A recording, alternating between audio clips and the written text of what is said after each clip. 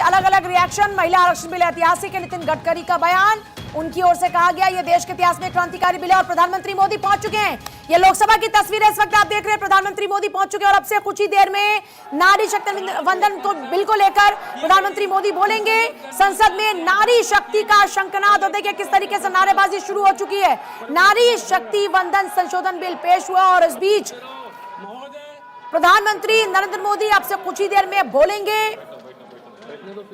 और फिलहाल सदन में पहुंच चुके हैं प्रधानमंत्री मोदी। जनगणना और परिसीमन कार्रवाई में काफी समय लगेगा और इस प्रकार हमारी प्रजातांत्रिक रणनीति में महिलाओं की प्रभावी और समर्पित भागीदारी में विलंब होगा। अतः प्रस्तावित विधेयक का उद्देश्य नवीनतम प्रकाशित जनगणना 2021 की जनसंख्या आंकड़ों के आधार पर की जाने वाली परिसीमन कार्रवाई के माध्यम से लोकसभा और राज्यों, दिल्ली राष्ट्रीय राजधानी राज्य क्षेत्र और संघ राज्य क्षेत्रों की विधानसभाओं में महिलाओं, जिसे अंतर्गत अनुसूचित जाति और अनुसूचित जनजाति की महिलाएं भी है, के 1/3 आरक्षण को परिवर्तनीय बनाया है।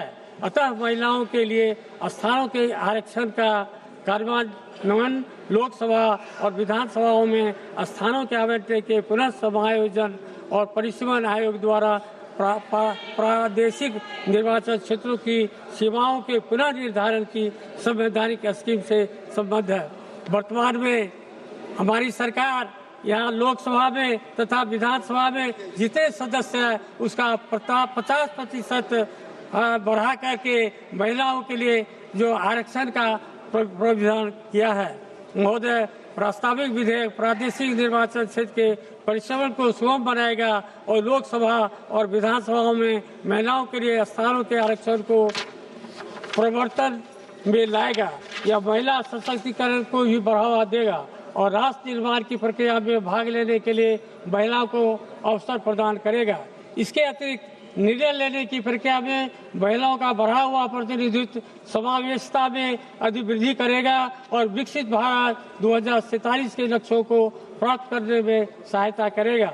अध्यक्ष महोदय, विकसित भारत के विनिर्माण में देश की नारी शक्ति सशक्त होगी। सरकार इसके लिए प्रतिबद्धबद्ध है। इन्हीं शुभकामनाओं के साथ मैं इन तीनों विधेयकों का समर्थन करता हूँ। अपनी बात को समाप्त करता हूँ। बहुत बहुत धन्यवाद।